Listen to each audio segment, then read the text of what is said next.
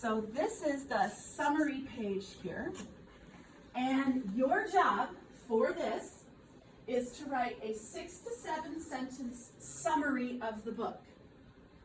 All right, so if you remember before, a summary includes the beginning, middle, and end. Give me a thumbs up if you're tracking so far.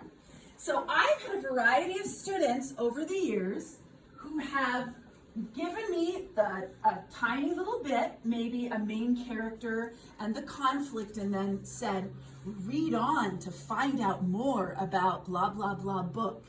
What do you think my assumption is when students do not provide the ending for me in a summary? My assumption is that? You didn't read it. Yes, and the back of every book, the back of the book usually has a brief little write-up, but does the back of the book tell you how books end? No. No. So don't just copy what's on the back of the book. A, that's plagiarism, and B, it doesn't give you the beginning, middle, and end. You have to read this thing, okay? So also know that I do check for plagiarism very carefully on these.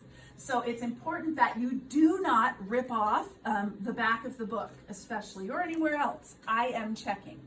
So I am looking for 6 to 7 sentences, not 5, not 8, 6 to 7. And here's why. A good summary includes the most important information. See how it says that here? So it says don't go over 7 sentences. One of the things that I'm checking is that you know how to take a novel and boil it down to just the most important stuff. Okay? So I've had students in the past who have written and they've attached extra lined paper and they just keep writing and writing because they assume that what I want is for me to show them exactly how much they've read and how detailed they are. Nope. I am looking for that, but I am also looking for the skill of you taking a lot and boiling it down to a little, right? How many of you have ever been cooking, and if you cook food for a long time, it kind of shrinks? Have you noticed that? That's what I'm looking for, taking the book and shrinking it down, all right? And then the last thing it says here, please use your own words. We talked about that a little bit. Do not rip off the back of the book. Don't rip off stuff online.